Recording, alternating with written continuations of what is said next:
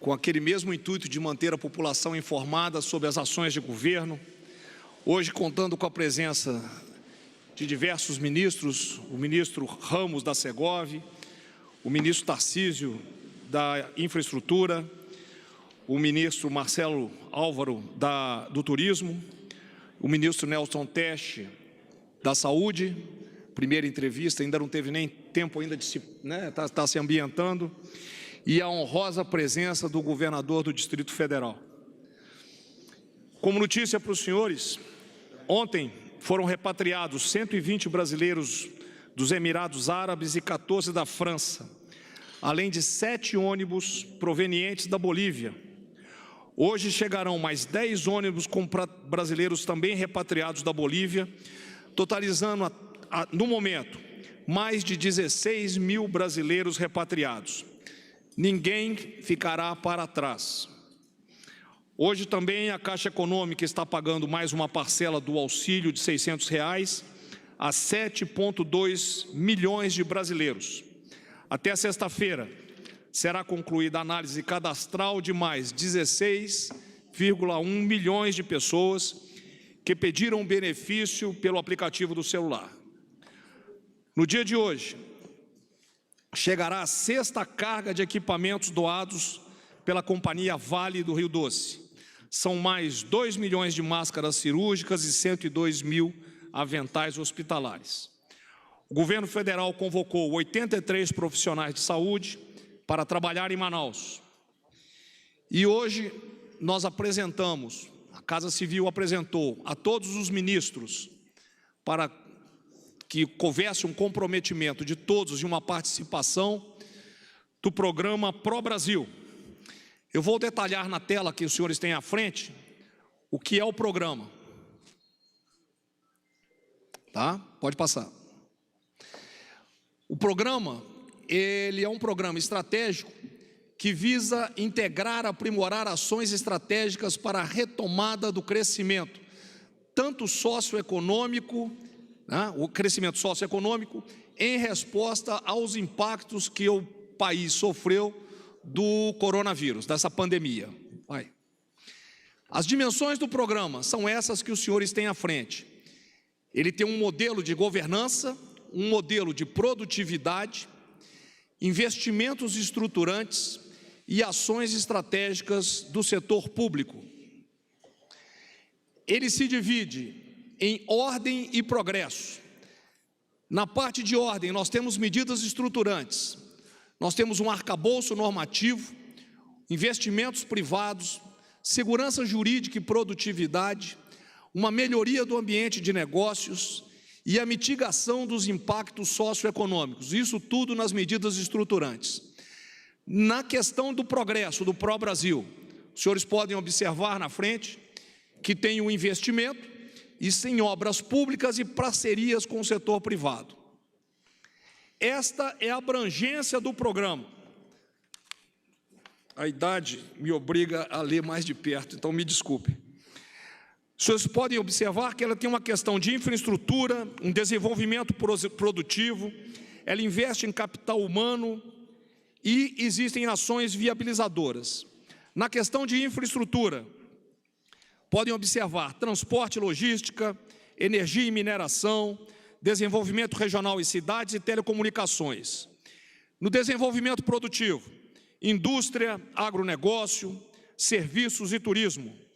Observem que no lado, nós temos capital humano, entra cidadania, capacitação, saúde, defesa, inteligência, segurança pública, controle de corrupção. Na inovação e tecnologia, cadeias digitais, indústria criativa e ciência. E viabilizando, por ser transversal a todo o programa, entrarão finanças e tributação, legislação e controle, meio ambiente, a parte institucional e internacional e também os valores e tradições. Pode passar, por favor. Observem a linha do tempo do programa. Nós temos a primeira reunião. Qual foi a motivação disso? Nós foi observado que estavam aparecendo já programas de recuperação, de reestruturação nos diversos ministérios. Então, a Casa Civil, como órgão coordenador dos ministérios, para poder voltar àquela palavra da sinergia e dar sinergia aos esforços. Nós propusemos os programas a todos os ministros, foi aceitação unânime a necessidade do programa, e cada ministério vai trabalhar no seu ministério. Logicamente haverá um coordenador que regularmente se reunirá na Casa Civil. A primeira reunião do grupo de trabalho será na sexta-feira, para que eles se preparem e já venham com as propostas de cada ministério para nós podermos implantar. Nós teremos uma fase de estruturação de maio a julho, detalhamos os projetos agosto e setembro e implantamos em larga escala a partir de outubro, né? Efetivando a efetividade dos projetos, o monitoramento do resultado será constante. Eu chamaria atenção para a próxima transparência, tá? O mais interessante é os senhores observarem o gráfico, que junta o Pró-Brasil, né, Progresso com o Pró-Brasil Ordem. Ele não é um programa somente de governo, é um programa de Estado, tanto que a nossa previsão de implantação, de trabalho desse programa, ela está num universo temporal de 30 anos, de 10 anos, até 2030, tá? Então é um trabalho, nós estamos pensando a longo prazo. Por favor. Para terminar, é sem som mesmo, tá? Então, da minha parte, era isso. Eu passaria a palavra ao ministro do Turismo.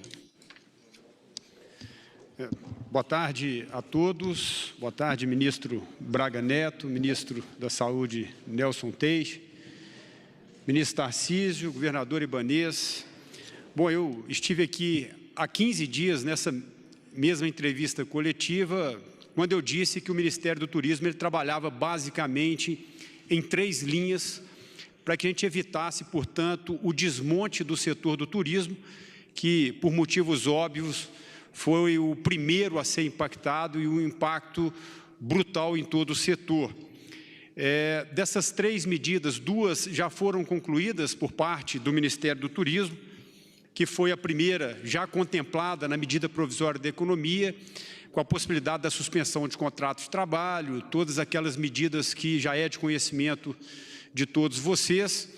Naquela ocasião, há 15 dias atrás que eu estive aqui, a segunda medida provisória ainda não estava em vigor e hoje já está em vigor, que é a medida provisória em conjunto ao Ministério da Justiça, que contempla não só as empresas que trabalham na atividade de turismo e da cultura, bem como preservando os direitos ou 100% do direito dos consumidores, essa relação entre as empresas e os consumidores.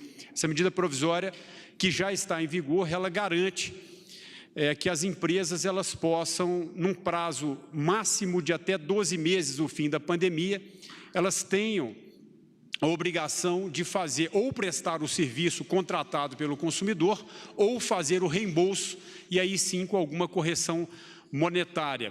Então, o objetivo, sobretudo dessa medida provisória, eu friso aqui, é preservar 100% os direitos dos consumidores, bem como preservar a sobrevivência das empresas que trabalham com o turismo e com a cultura.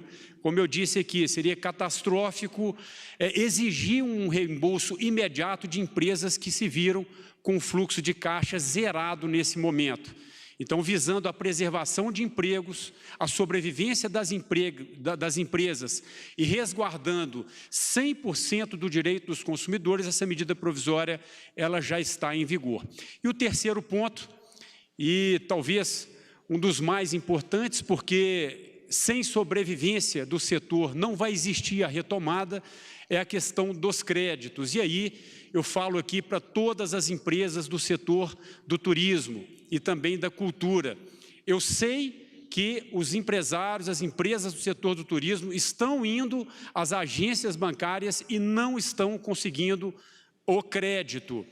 Mas a medida provisória que contempla já está na economia, que é um modelo que vai garantir ao Fungetur, que é o Fundo Geral do Turismo, né, um crédito extraordinário de pelo menos 5 bilhões de reais para que o Ministério do Turismo, através do Fungetur, consiga atender desde o MEI, o microempreendedor individual, ao microempresário, o pequeno empresário, a pequena empresa, a média empresa e também as grandes empresas. Então, é fundamental a medida provisória que já está no SEI, já está na economia, que aproveito para agradecer aqui o secretário Carlos da Costa, que foi muito compreensivo e entendedor que essa medida provisória ela é fundamental para que haja, né, a preservação, a sobrevivência das empresas do turismo. Portanto, 5 bilhões de reais, essa é a medida provisória que hoje já está na economia, aguardando os seus pareceres. Portanto, breve, eu acredito que o setor do turismo, bem como o setor da cultura, vão estar também contemplados com medidas de crédito, sobretudo para o capital de giro, que nesse momento, como eu disse, se a gente não garantir a sobrevivência das empresas, não vai existir a retomada. O nosso objetivo, ou o objetivo do Ministério do Turismo, é fazer com que as empresas do setor do turismo e da cultura possam sair o mais inteiras possíveis disso, para que a gente consiga ter uma retomada ainda mais eficiente. No mais, ministro, é a palavra de hoje. Muito obrigado, ministro. Ministro Tarcísio, por favor. Bom, boa tarde a todos. Queria começar falando da logística, né? Muita gente tem me perguntado sobre o recebimento do material da China, né? Sobre aquela operação, né, de transporte dos EPIs de lá para cá. As primeiras aeronaves brasileiras, né, que vão fazer esse transporte já estão na China, aguardando a liberação do material por parte das autoridades chinesas. Eles reforçaram nesses últimos dias as inspeções desses produtos, então a gente tem lá a inspeção da autoridade chinesa e a inspeção da nossa empresa de certificação para fazer o embarque. Essa inspeção e o embarque deve acabar no sábado, então é provável que as aeronaves decolem da China no domingo. E esse material, essa carga de EPIs, deve chegar aqui, essa primeira carga, na segunda-feira. Então, após essa primeira tranche, acho que a coisa vai fluir com maior naturalidade, né? Já estamos aí com todos os detalhes de contratação dessa operação de guerra prontos, né? Como a gente tinha falado anteriormente, serão mais ou menos 40 voos, e nós vamos entrar também agora apoiando determinados entes subnacionais também no transporte, né, como o caso da Prefeitura do Rio. Nós vamos deixar o processo mais ou menos pronto para que a Prefeitura também possa contratar e transportar o material que já adquiriu lá da China. Então, devemos trazer 17 milhões de máscaras nessa primeira leva, que vai chegar aqui na segunda-feira. A outra questão, né, detalhar um pouquinho mais o que o general Braga Neto colocou, né, então foi discutido hoje o Pró-Brasil, e aí algumas coisas são muito importantes. Primeiro, é interessante observar que nós nos preparamos ao longo do ano passado para dar um salto, e de certa forma, parte do esforço financeiro de combate ao coronavírus só foi possível porque um dever de casa foi feito. Observem que houve uma desalavancagem de bancos públicos, houve um esforço para permitir, de controle de gastos, para permitir redução de juros, e essas economias, ainda mais com a aprovação da reforma da Previdência, estão sendo fundamentais para que a gente tivesse condições de fazer esse enfrentamento. Temos a compreensão que vai ser necessário já pensar no dia seguinte, né? O que nós vamos fazer para a retomada, e é por isso que surgiu o Pró-Brasil, esse esforço que está sendo coordenado, então, pela Casa Civil, que vai envolver todos os ministérios. Na verdade, vamos dar continuidade a coisas que já estavam andando. Por exemplo, o vigoroso programa de concessões. E é por isso que tem a vertente do programa Ordem, que é a vertente que vai tratar da regulação, que vai tratar do suporte legislativo para que a gente atue no ambiente de negócios. Então, nós vamos atuar no ambiente de negócios, justamente para trazer o investimento privado para cá. E a vertente progresso, essa se divide em duas. Nós vamos ter aquilo que vai ser feito com o capital privado. Então, serão aí investimentos em concessões. Só no Ministério da Infraestrutura, 250 bi de concessões serão contratadas. E aquilo que será feito por meio de obra pública, e aí a gente fala, estima um valor de 30 bi, observe que nós estamos falando dentro de um horizonte plurianual, né? Então isso representa uma complementação daquilo que nós já temos de orçamento hoje. Significa que nós não vamos dar nenhuma pirueta fiscal, nenhuma cambalhota, isso vai ser feito com muita responsabilidade, dentro da linha de controle de gastos, dentro da linha de solvência que tem marcado a gestão. Então, criar um bom ambiente de negócios, né, dentro dessa vertente ordem, criar o esforço regulatório, legislativo, para que a gente tenha suporte para fazer o investimento. Por um lado, conduzindo esse investimento maciço, né, em termos de contratação de concessões, que estão andando. Observe que nesse período de Covid, nós mantivemos a estruturação de projetos, a interação com o Tribunal de Contas, tivemos a liberação da possibilidade de fazer concessões nos terminais portuários de Santos, entregamos o projeto da 153 Goiás-Tocantins, vamos entregar o projeto da 163 Pará, da Nova Dutra, enfim, não paramos nada no nosso programa de concessão e já vamos começar a publicar os editais para os leilões do final do ano. Então, essa atividade não parou. Como não paramos também a atividade de obras. Nesse período, nós fizemos 12 entregas, e aí eu poderia citar aqui 9 quilômetros de duplicação na 381 Minas, 9 quilômetros de duplicação na 101 Sergipe, 15 na 101 Bahia, 22 de duplicação na 116 Rio Grande do Sul. Enfim, aeroportos regionais, terminais portuários. Então, não paramos nenhuma das atividades de investimento. Então, estamos nos preparando para dar esse salto, além daqueles empreendimentos de transporte que vão envolver aí mais de uma centena de obras, né? A gente vai ter condição de, só no Ministério da Infraestrutura, gerar com esse programa de investimento mais de 1 milhão de empregos. Então, há um foco na questão da retomada de empregos, e aí esse esforço vai se somar àquilo que virá da área de Minas e Energia, na área de transmissão, na área de geração, aquilo que virá do setor de óleo e gás, do setor de mineração, no setor de segurança hídrica, habitação, saneamento básico, enfim. Então, esse é o espírito do Pau-Brasil, que vai ser estruturado e em muito breve vai ser, nós teremos todos os detalhes e será implementado, né, já no segundo semestre desse ano. Então, era isso, General Braga Neto, que nós tínhamos para comentar. Muito obrigado, Tarcísio. Ministro, por favor. Só um adendo na minha fala. É importante ressaltar que a preocupação do presidente Jair Bolsonaro em contemplar, né, os hotéis, aliás, para que garantir que os hotéis possam abrigar os profissionais de saúde, isso foi acertado hoje, numa reunião à tarde com o ministro Braga Neto, também o ministro Nelson da Saúde, para que possa ser incluído no substitutivo da medida provisória 907, que já está no Congresso Nacional e possivelmente deve ser pautada ainda essa semana.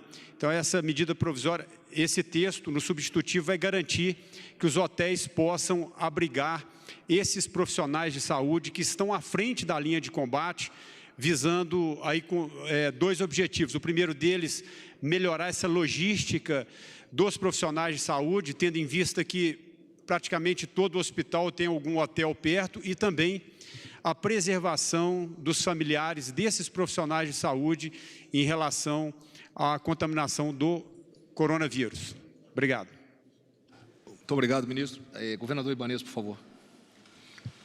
Bom, em primeiro lugar, ministro Braga Neto, agradecer o convite que nos foi feito pelo presidente da República, Vossa Excelência também, no sentido de estar aqui presente. Na segunda-feira eu tive a oportunidade de estar com o presidente Jair Messias Bolsonaro, onde tivemos uma conversa de mais de 1 hora, explicando a ele quais foram os modelos que nós adotamos aqui no Distrito Federal e qual era o nosso cronograma de saída dessa crise aqui em Brasília, já que os índices nossos estão todos dentro do controle e dentro da previsão que nós fizemos lá no início dessa pandemia. Então, nós estabelecemos uma linha, que é a linha de Singapura, que é a que mais se aproximava de Brasília, temos mantido essa linha dentro da normalidade e agora entramos numa uma outra fase, que é a fase da testagem em massa, que começamos ontem. Fica aí também o agradecimento ao ministro Nelson, hoje está nos entregando mais 21 mil testes rápidos, e nós vamos ampliar agora essa testagem aqui em Brasília, para termos mais segurança. Estamos reunidos, general Ramos, com todo o setor produtivo do Distrito Federal.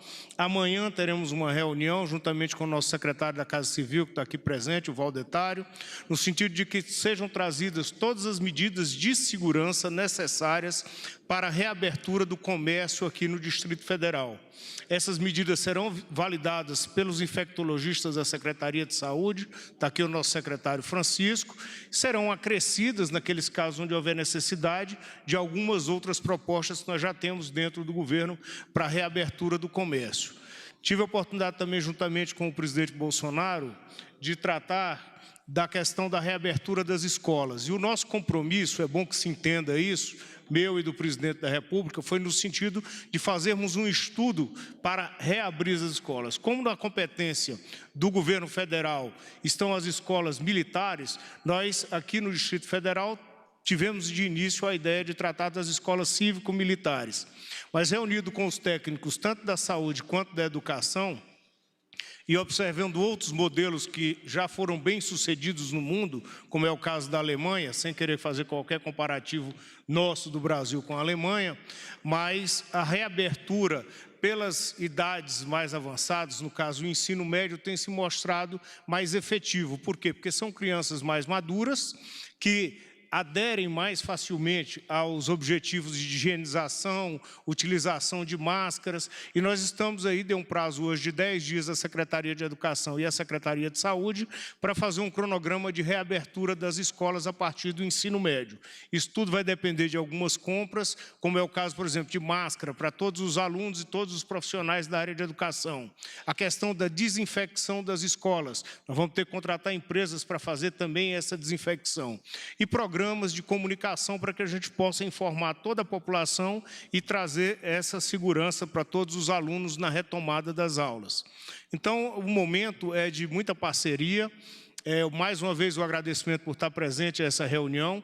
Eu acho que nós, governadores, e aí eu não estou falando como coordenador do fórum, mas como governador, temos que nos unir nesse momento. O Brasil está precisando de união, porque não adianta Brasília se recuperar e São Paulo continuar na situação que está, porque São Paulo é um vetor para todo o Brasil dos grandes problemas que podem seguir. Então, temos que apoiar todos os estados que estão em situação de dificuldade, temos que levar as experiências melhores que cada um desses estados estão praticando para que o Brasil como um todo saia dessa crise. Então, esse é o nosso objetivo. Nós estamos abertos a ajudar os colegas governadores. Acho que é um momento de união e respeito de todas as instituições. Ministro Tarcísio, nós não vamos sair dessa crise se nós não tivermos instituições fortes nesse país. Para isso, nós precisamos do Poder Judiciário, precisamos de um Congresso Nacional e precisamos de um Poder Executivo em todas as esferas de poder, trabalhando de forma unida para que a gente consiga trazer a população para voltar a acreditar no crescimento da nação, e é isso tudo que nós estamos fazendo por aqui. Então, fica o meu agradecimento pelo convite. Um prazer em conhecer o ministro da Saúde. Espero que a gente tenha um bom relacionamento aqui ao longo da sua gestão à frente do Ministério, e já entro agradecendo o apoio que o senhor está dando ao Distrito Federal nesse momento. Muito obrigado, general Braga Neto. Nós que agradecemos a sua presença, governador. Ministro Ramos, por favor. Senhores, boa tarde. Ministro Braga Neto, senhores ministros, governador Ibanez. A primeira vez que eu participei aqui, eu disse que as atribuições da Segovia envolvia o contato com os governadores, que eu vou citar, mas a Secretaria de Comunicação, que é conduzida pelo secretário Fábio von Garten, é responsável pelo contato com os senhores. Então, não posso perder a oportunidade de fazer aqui uma pontuação. Nós, do governo do presidente Jair Bolsonaro, respeitamos muito a liberdade de imprensa e ela é fundamental no processo democrático de qualquer país. Porém, desde que começou essa crise do coronavírus, nós temos observado uma cobertura maciça dos fatos negativos. Então, nós temos informações já comprovadas de pessoas que estão indo nas suas casas. Todos sabem que os noticiários entram nos lares brasileiros todos os dias. E os senhores hão de convir que nós temos pessoas que são muito suscetíveis a essas notícias. Com todo respeito, no Jornal da Manhã é caixão, é corpo, na hora do almoço é caixão novamente, é corpo, no Jornal da Noite é caixão e é corpo e o número de mortos. Eu pergunto a todos, como é que os senhores acham que uma senhora de idade, uma pessoa humilde ou uma pessoa que sofre de alguma outra enfermidade, ela se sente com essa maciça divulgação desses fatos negativos? Não está ajudando, ninguém aqui está dizendo que tem que esconder. Os senhores têm que também, a imprensa, eu conclamo, eu peço encarecidamente, tem tanta coisa positiva acontecendo, não foi só o que foi divulgado aqui hoje, não. Por exemplo, vamos começar a divulgar o número de mortes que os senhores divulgam, mas o número de curados. O ministro vai falar aqui, 50%, 56% foi curado. Outra coisa maravilhosa, eu presto, tenho certeza que falo em nome de todos nessa bancada. Divulguem mais o trabalho maravilhoso dos profissionais de saúde. Façam matérias de um médico, de pessoas que estão dando suas vidas pelas pessoas que estão doentes. Eu não tenho visto muito isso na imprensa, tá certo? Então eu peço, quero que todos façam, eu sei que tem o editor-chefe e tal, mas eu acho que a mídia brasileira, eu tenho absoluta certeza que os senhores têm um papel fundamental no íntimo, na percepção do povo, no seu moral, das pessoas se sentirem melhor. Porque está aqui o doutor Nelson Tais, a doença também tem a parte psíquica, a parte emotiva. E isso está dificultando as pessoas que estão assistindo. É muita notícia ruim, eu sei que está acontecendo, mas vamos também divulgar notícias boas. A Secretaria de Governo também tem visto, às vezes, serem anunciados que não existem contatos com os governadores. Está aqui o governador Ibanez, a competente secretária Débora Aroche, 24h/7, está falando com os governadores. Saímos agora de uma videoconferência de quase 1 hora com o governador Eduardo Leite. Então, por favor, vamos divulgar. Depois o pessoal acha que o presidente Bolsonaro exagera em alguns comentários. Vamos divulgar coisas que estão ocorrendo. Ontem falei com o governador Wilson Lima, que Manaus está numa situação difícil. Então, o governo federal está fazendo a parte dele, consciente que nós temos que fazer o possível para ajudar os estados. E isso tem sido feito. Temos várias informações, eu não vou me alongar aqui, que eu tenho certeza, se os senhores procurarem a secretária Débora Aroche, os senhores verão. Finalizo, por favor, mostrem também as coisas positivas. E, com isso, nós vamos ter um povo um pouco mais sereno para melhorar o moral da população e a sua parte emotiva. Muito obrigado. Muito obrigado, ministro. Ministro, a palavra é do senhor. Boa tarde a todos. Boa tarde, ministros. Boa tarde, governador. Eu vou colocar para vocês como o Ministério da Saúde vai conduzir em relação à crise do coronavírus e em relação à saúde em geral. A gente tem 3 braços que a gente vai trabalhar e focar.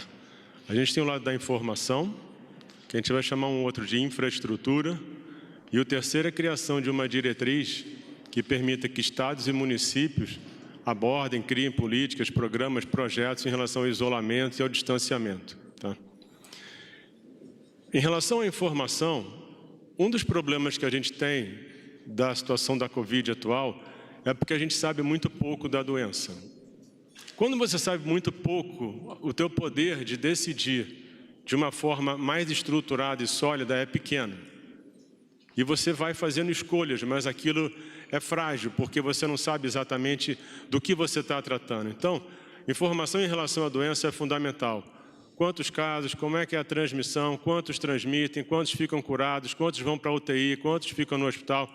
A informação sobre a doença é crítica, tá certo? Agora, tem uma outra coisa que eu queria colocar, que é a informação que não está ligada ao Covid, que a gente vai ter que prestar atenção. Isso é um outro tipo de informação. A gente sabe hoje que doentes com outras doenças do tipo câncer não estão chegando. E não é que a doença tenha sumido, as pessoas não estão procurando os hospitais, os ambulatórios. A gente sabe que doença cardiovascular também é um problema. Tem pessoas morrendo em casa com infarto porque não vão em tempo para o pronto-socorro, para uma emergência. O que vai acontecer com em relação a como é que está evoluindo o paciente com hipertensão, com diabetes, doença crônica? É fundamental que a gente, por mais que foque na Covid, que a gente não esqueça as outras pessoas. Uma outra coisa que a gente tem que acompanhar de informação, que é muito importante, o que está acontecendo na saúde suplementar. Se a gente tiver desemprego e a gente tiver uma perda significativa de vidas ligadas à saúde suplementar, isso vai sobrecarregar mais ainda o SUS. Os hospitais, embora a gente discuta a criação de uma infraestrutura que a gente vai colocar para o atendimento da Covid, os hospitais estão perdendo muito movimento de doenças não Covid, alguns 40%. Isso vai fazer com que eles tenham dificuldade ainda maior em sobreviver. E quanto mais isso durar, mais difícil vai ser para eles. Qual é o problema prático disso? Você vai começar a ter uma demanda reprimida gigante ao longo desse tempo. E se os hospitais estiverem despreparados, quando a gente controlar a Covid, a gente vai ter uma outra crise, que é a não capacidade de atender a demanda reprimida do não Covid. Então é importante saber que o Ministério da Saúde está focado no sistema, por mais que a gente discuta essencialmente hoje a Covid, tá certo? De coisas objetivas que a gente está fazendo, criou-se, quer dizer, estou aqui há 5 dias, então não dá para ter criado já, está desenhado a criação do banco de dados, a gente vai trabalhar melhor a informação, e aí vai ser Ministério da Saúde, Casa Civil, outros ministérios. Uma coisa importante em relação ao Ministério da Saúde é que a gente vai buscar uma integração cada vez maior com as outras, com outros grupos do governo, porque você vai ter consolidação da informação, maior detalhamento. Em relação a isso, a gente também está trabalhando com a iniciativa privada, a gente está trabalhando com o pessoal que está naquele programa do Itaú, que doou 1 bilhão, onde a gente também tem, a gente vai ter dados ligados a hospitais, estados, tudo isso vai ser consolidado num programa dos vários ministérios. Então, a saúde trabalha em bloco com os ministérios, é um programa do governo, tá certo? Isso é a parte de dados, é uma coisa importante. A segunda parte, que é a parte da infraestrutura, né? A infraestrutura ela vai ser desenhada, como é que a gente está cuidando das pessoas hoje. A gente está falando de hospitais, a gente está falando de ventilação mecânica, a gente está falando de UTI, a gente está falando muito de recursos humanos. E é uma coisa que vocês têm que ver, que tem coisas que vão acontecendo ao longo do tempo. Por exemplo, nos Estados Unidos, eles começaram a perceber que talvez começasse a faltar remédio, porque quando um doente vai para o respirador, para a ventilação mecânica, ele tem que ter sedado, ele tem que ter relaxante muscular. E eles ficaram com medo de que isso começasse a faltar. Eles nunca tinham pensado que podia faltar remédio para um doente no respirador, e isso poderia estar acontecendo agora. Então é outra atenção. Então a gente está buscando não só aquilo que está nos holofotes, mas detalhes relacionados ao cuidado das pessoas. Em relação a isso, a gente está trazendo, eu estou trazendo o general Pazuello. Isso é uma outra coisa que as pessoas estavam colocando, ele vai ser o meu secretário executivo. E por que eu estou fazendo isso? Nesses poucos dias que eu estou aqui, a impressão que eu tenho é que a gente tem que ser muito mais eficiente do que a gente é hoje. A gente está falando de logística, de compra, de distribuição, e ele é uma pessoa muito experiente nisso. É uma pessoa que vem trazer uma contribuição no momento em que a gente corre contra o tempo. Não só contra o tempo em relação à Covid, mas em relação a como o país vai ficar, como o sistema de saúde vai ficar. Isso literalmente é uma corrida contra o tempo, tá certo? Agora, o terceiro braço, uma coisa que eu ia colocar, o terceiro braço é a gente desenhar uma diretriz que possa dar suporte a estados e cidades para que desenhem seus programas em relação ao isolamento e ao distanciamento, né? Colocando um pouco em relação à saúde como um todo, a gente hoje tem 43.500 casos do coronavírus no Brasil. Se a gente imaginar que a gente pode ter uma margem de erro grande, digamos que a gente tem aí 100 vezes, isso aí é só um exemplo hipotético. A gente está falando em 4 milhões de pessoas, tá? 4 milhões de pessoas, nós hoje somos 212 milhões.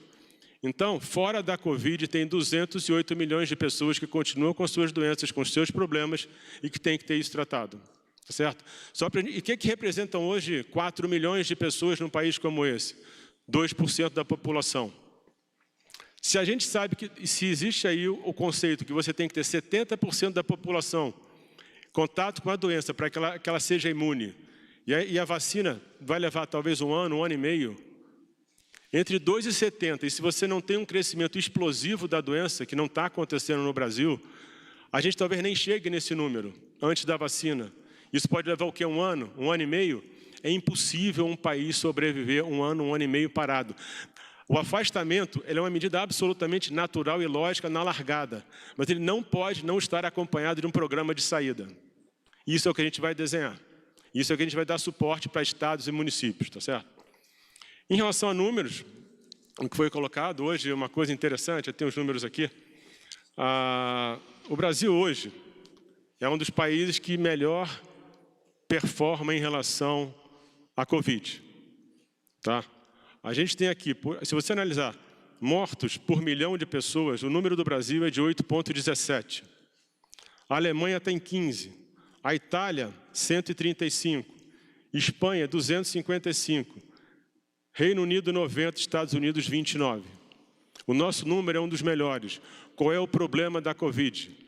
Ela assusta porque ela comete muito rápido o sistema e os sistemas de saúde eles não são feitos para ter ociosidade. Você tem que trabalhar com eficiência máxima. Saúde é muito caro. Não dá para você trabalhar com ociosidade. Então, os hospitais trabalham quase que no limite. Quando você tem alguma coisa que sobrecarrega o sistema, é quase impossível você conseguir se adaptar na velocidade necessária. Então, isso é uma outra coisa em relação, quando eu falo em relação a trazer o general, é que eu acredito que ele possa de verdade ajudar a que a gente consiga criar um programa de ajuste e crescimento compatível com a necessidade que a gente tem hoje. Tá certo? Então, isso são as diretrizes que a gente vai ter.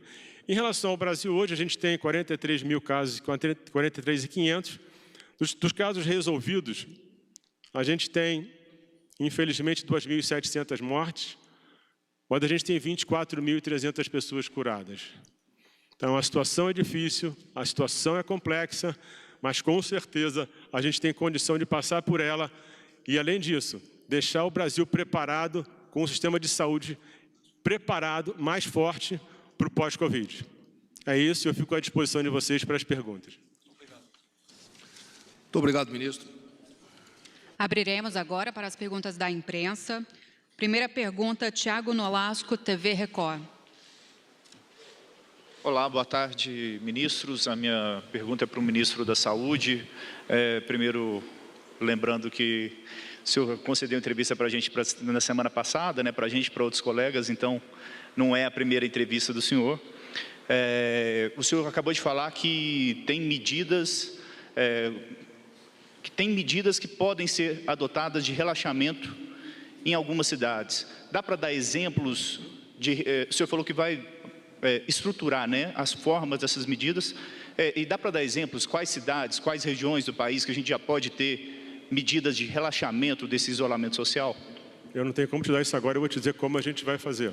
Tá certo? O que vai ser levado em consideração? A gente hoje já tem uma matriz pronta. Daqui a uma semana a gente entrega a diretriz completa depois dos ajustes. Tá? Se pensar que eu estou aqui há 5 dias, 2 só sábado e domingo, está razoável. Então, em uma semana a gente entrega a diretriz. O que acontece hoje? A gente tem que entender. Primeira coisa, o Brasil é absolutamente gigante e heterogêneo. Não tem como uma diretriz dessa não ser customizada para as diferentes partes do país, para os diferentes estados e provavelmente para as diferentes regiões. E aí você vai computar qual é o número de casos novos que deve surgir, somado aos casos anteriores. Qual é a estrutura que você tem hoje de leitos? Quantos % estão ocupados? Como é que está a tua parte de recursos humanos? O que você tem que se planejar? E aí uma coisa importante, que aí é um trabalho Ministério, Estado e município, que a gente consiga ajudar justamente nesse processo de adaptação e ajuste e calcular. Uma outra coisa importante que eu queria colocar, que eu estava conversando essa semana, falei com os governadores do Nordeste, é o seguinte: as projeções, isso é uma coisa muito complexa. O que acontece? Quando você vê esses números que são colocados aí, todos eles quase sempre são modelos matemáticos que tentam prever coisas que vão acontecer. Se você pegar, por exemplo, o número que veio, que foi o número que mais assustou, que é o do Imperial College, em que eles falavam que 1.150.000 pessoas morreriam no Brasil. Mas com algum tipo de cuidado específico, cairia para 44 mil. Isso é impossível. Não tem medida que caia de 1.150.000 para 44 mil. Então, o que acontece? Quando você tem esses modelos eles têm que ser mais ou menos padronizados, porque qual é o problema do modelo? Não é que o modelo não seja metodologicamente correto, mas ele depende das premissas que você coloca nele. Se você botar número errado, o resultado pode sair completamente desbaratado. E você começa a comparar pessoas que fizeram projeções completamente diferentes, e o que é pior, se você gera números muito alarmantes e as pessoas começam a tratar o que é um modelo matemático, que é só um exercício matemático, como se fosse verdade, você piora ainda mais o medo e a expectativa da sociedade. Entendeu? Então, a gente vai trabalhar essas variáveis todas e vai desenhar. Semana que vem, a gente está entregando um modelo que é para ser usado nos estados, nas diferentes regiões, para que os secretários estaduais e municipais possam usar como parâmetro e a gente vai ajudar dessa forma. É isso. Só um complemento aqui, porque nós saímos agora da reunião com o governador Eduardo Leite. O Rio Grande do Sul já está com esse programa, esse projeto dele pronto. Ele fez uma análise de risco, fez atividades essenciais, fez um levantamento por cidade, tem lugar que está sobrando leito, tem lugar que está faltando leito, então ele já vai começar a fazer essa liberação seletiva, mas não tem como você fazer isso num pacote para o país inteiro, cada local é um local. Muito obrigado. Aí é óbvio que ele também vai distribuir por tipo, as pessoas da população, subgrupos, tudo isso inclui. O modelo ele tem que incluir todas essas variáveis. E a gente tem que fazer com que isso reflita cada vez mais a realidade. O modelo não pode ser só um exercício, ele tem que literalmente refletir a realidade. O que a gente tem percebido é que os modelos que projetam no longo prazo, eles erram demais. O que a gente tem que fazer hoje é projetar a curto prazo e ser rápido o bastante, competente o bastante para fazer o ajuste necessário. Mas não dá para querer adivinhar muito lá na frente, isso é impossível. Próxima pergunta, Carolina Vilela, TV Band. Boa noite. Ministro Taixe, o senhor estava explicando agora como é que seria esse modelo, né, que vocês vão discutir, analisar. Agora, como é que fica nos estados em que a capacidade de atendimento já está praticamente esgotada? Então, se fala em flexibilizar medidas de isolamento, e o senhor também acabou de dizer sobre essa questão da saúde não conseguir, nesse momento, acompanhar a evolução da doença, e algumas pesquisas já mostram, inclusive, que pessoas que tiveram a Covid-19 voltaram a testar positivo. Então, como tudo isso pode ser analisado? Como falar em flexibilizar? A gente sabe, o senhor falou também que o país não pode ficar parado. Vai ter estrutura de saúde para atender se os estados começarem a flexibilizar e as pessoas começarem a adoecer ao mesmo tempo, ministro? Bom, primeiro eu acredito que não vai acontecer tudo ao mesmo tempo. Segundo, que a nossa função é justamente fazer isso dar certo. Certo? Isso que você está falando são aquelas variáveis que eu te falei que dificultam muito você entender a doença. Então a gente tem que tentar entender melhor isso aí. A gente hoje vai buscar justamente essa informação para tentar, em cada região do país, fazer o que é o adequado para aquela região. O que a gente tem que entender é o seguinte, não tem fórmula mágica. E quase sempre as soluções não são boas ou ruins, elas são bem usadas ou mal usadas. Então, o que a gente tem que fazer é saber usar com sabedoria o que a gente tem na mão. Vou dar um exemplo para vocês. A gente fala em teste em massa. Não tem teste em massa. Se vocês imaginarem a Coreia do Sul, que é uma referência, eles fizeram 11 mil testes por milhão de pessoas. Isso não é teste da população, isso não é teste em massa. O que você tem que fazer quando você usa o teste é mapear a população de tal forma, isso está sendo feito já, isso já está acontecendo, para que a tua amostra reflita a população. A Itália, por exemplo, ela fez 25 mil testes por milhão, mais do dobro da Coreia. E a Itália foi aquele desastre. O que eu estou te mostrando é o seguinte, mais do que qualquer coisa, a sabedoria de ter o dado, interpretar o dado e tomar ações a partir disso vai fazer toda a diferença. Próxima pergunta, Caroline Rosito, TV CNN.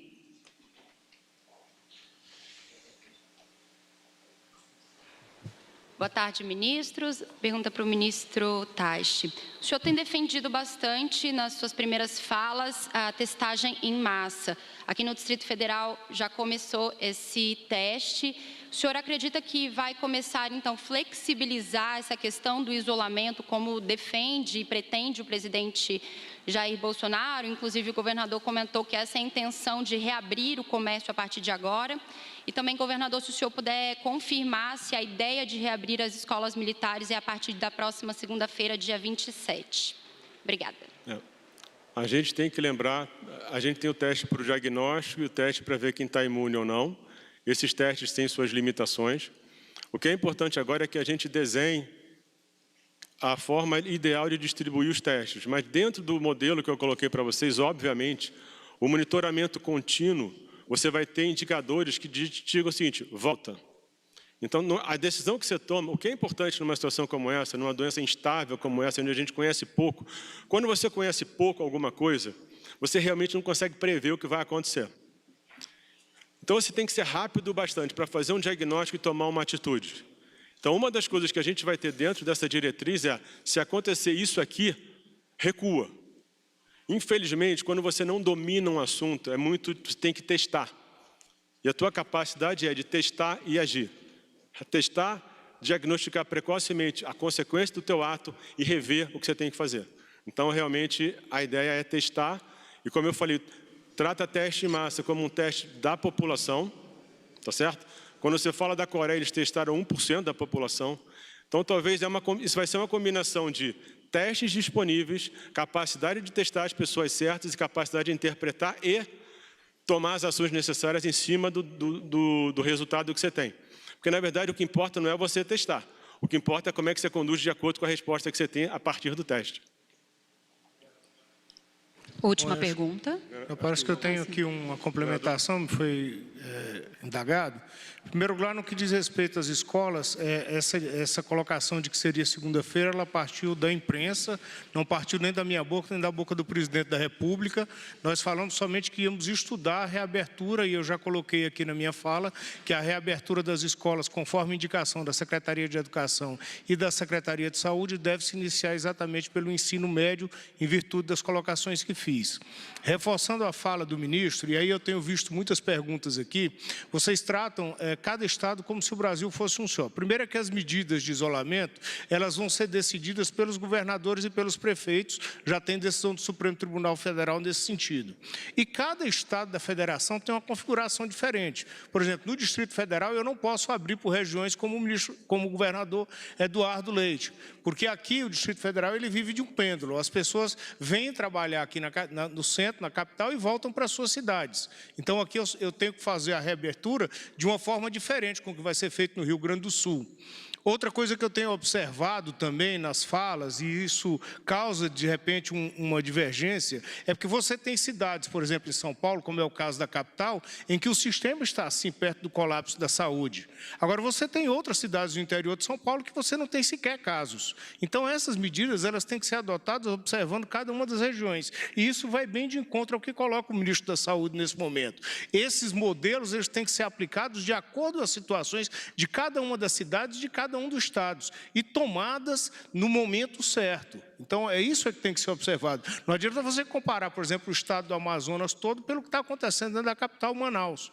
Nós temos que ter aí uma observação muito grande em relação a isso e saber diferenciar os modelos. E lembrando sempre que foi estabelecido, e está na nossa Constituição, que a competência ela é dividida entre União, estados e municípios. E a responsabilidade, nesse momento, ela é maior de estados e municípios no que diz respeito ao distanciamento social e à reabertura dos comércios. Como bem colocado pelo ministro técnico aqui, a importância do governo federal, nesse momento, é exatamente nos dar estrutura para dar segurança à população nesse momento de reabertura, e eu fiquei muito feliz com a fala do ministro aqui nessa assentada. Última pergunta. Júlia Lindner, o Estado de São Paulo. Boa tarde, ministros. Hoje foi apresentado para a gente um programa de retomada econômica. Eu queria saber por que o ministro Paulo Guedes ou outros integrantes da equipe econômica não estão presentes, e também queria saber alguns detalhes sobre esse programa que foi apresentado. Por exemplo, quanto que contempla em recursos públicos, qual a previsão de geração de emprego, e só para finalizar, o secretário Salim Matar falou hoje também que o Brasil não tem espaço para gastar como um plano Marshall, como chegou a ser mencionado. Existe alguma contradição nessa fala, com a fala que tem sido feita pelo governo? Primeiro é o seguinte, não existe nenhum plano Marshall. Isso aqui existe o Pró-Brasil, tá? Plano Marshall é outra coisa, dos Estados Unidos para fora. Isso aqui não é um programa de recuperação econômica. Ele é de crescimento socioeconômico.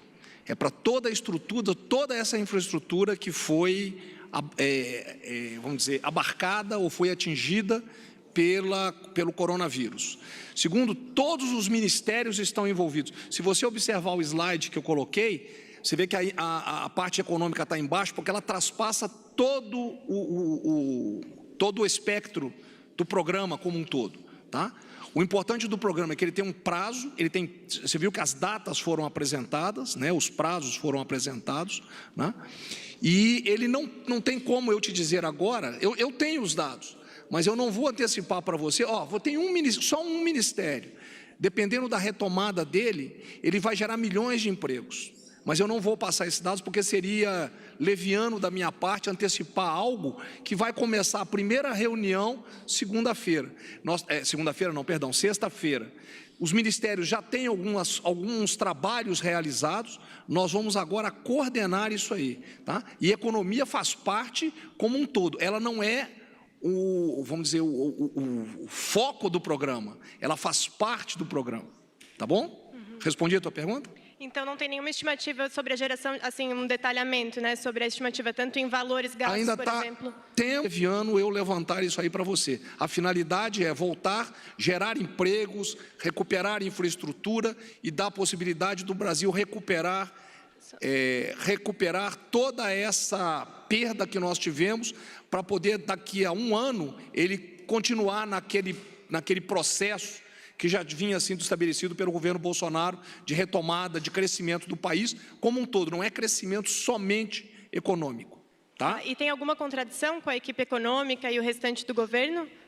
Não, o ministro Paulo Guedes estava hoje na reunião, todos os ministros foram favoráveis ao programa, foi exatamente para sensibilizá-los sem nenhum problema. Tá bom? Só queria... Pergunta somente no microfone, por favor. Ministro Só para a gente fechar, falando alguma coisa objetiva, nesse período que eu estou aqui, ou um pouquinho antes, a gente distribuiu respiradores para o Ceará, Amazonas, Pernambuco e Rio de Janeiro. Tá? Outra coisa, a coletiva técnica vai voltar semana que vem. Eu estou aqui hoje, eu vou dar uma revisada no como vai ser o modelo, os dados vão estar no site do Ministério, e qualquer coisa que vocês queiram perguntar, vocês podem, a gente vai estar sempre disponível, mesmo fora da coletiva. Obrigado. Está encerrada esta coletiva de imprensa. Boa tarde a todos.